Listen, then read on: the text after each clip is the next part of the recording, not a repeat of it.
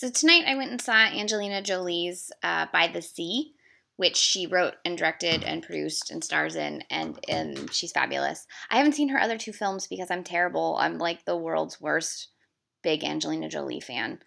Um, but I finally got to see this one after trying to get to see it a few days ago at the ArcLight, and they canceled the screening for the Hunger Games, which I'm still not over. So I was going to do a spoiler-free review, but then I read a few reviews that made me angry, and so now I have to, I'm going to spoil the end of the film, so I apologize. But I think my critique of the film is contingent on spoiling it, so I'm sorry. It's about a couple who comes to a French coastal town. The husband is a writer. He's supposed to be working on a novel. The wife is clearly depressed. You don't really find out why. They're having issues. They begin to spy on their neighbors, who are a newlywed couple who seem to be everything that they're not, young and happy, and, starting a fresh new career. What you later find out, and the reason the wife is so sad and why she won't really let her husband touch her, is they've discovered that she can't have children, or more accurately, she's had two children die, and I guess you're to assume because of that, she perhaps had to have a because they died like in the first term, so she probably had her uterus, removed. So now she can't have children, and it's what's causing her depression, and she's having trouble coming to terms with this.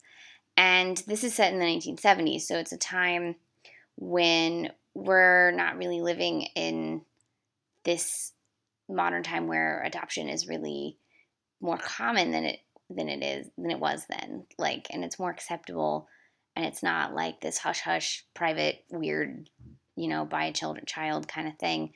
And I find it fascinating that Angelina Jolie would write this film about this, and this feeling of being unable to bear children and what that's like, because she's a woman who both adopted children and had several of her own, and so she's gotten to experience both of these sorts of maternal love.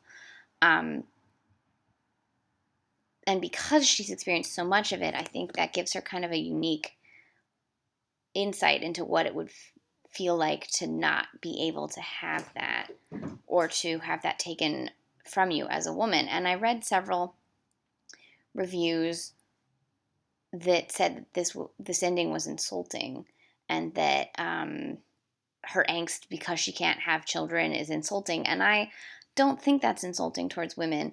I don't think it's necessarily saying that all women are baby makers and that their entire worth is built on whether they can have children.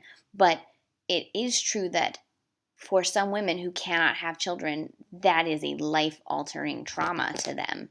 And that is something that they grieve. And to say that this is insulting to women, I think, is insulting to women. To ignore the fact that women bear children and that causes an emotional feeling when they have them and when they cannot have them is insulting. Because it's not like that's the only thing this character has that defines her. She was a dancer, and she has this great line when she's asked why she's not a dancer anymore, and she's just very flatly says, "I got old."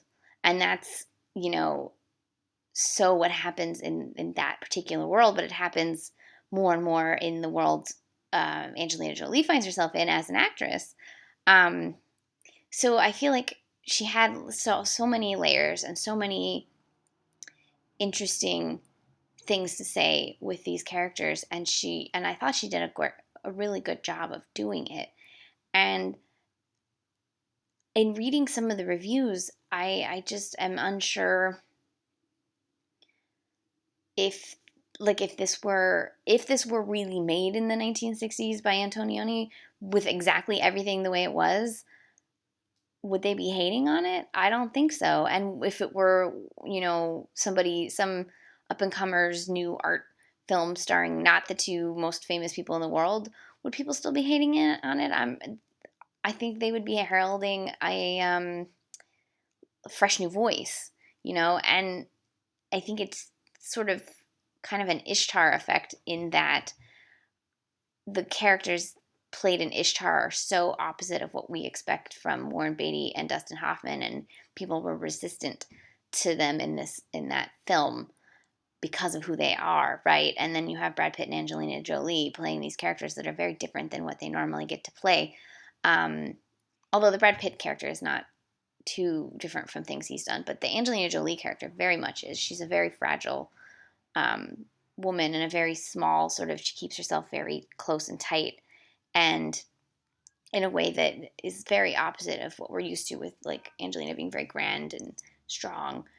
And I just thought it was a fascinating film. And I don't know, sometimes I read what people have to say about films, and I'm like, did you even watch this movie? Do you have any comprehension of how different people like feel in the world? Like I understand that film often needs to be universal or is perceived as universal, but I don't think it always necessarily is. And I think this was a very personal film, and one that maybe isn't about every woman and every man, but specifically some ideas and feelings that were true to her as a person, and she succeeded in distilling it into a film. So I'm sorry I spoiled this film, but those were the thoughts I had, and I had to say that.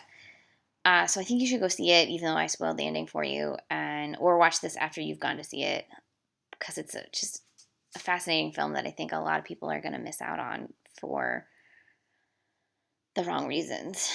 And I look forward to her doing more films, because I think she has a very distinct style. I need to watch her other two films. I've missed them. Look what my cat brought me. It's a mouse. I'm sure you saw her running amok. She's crazy. So that was Angelina Jolie's By the Sea. This was a spoilery review. I apologize. Happy Sunday.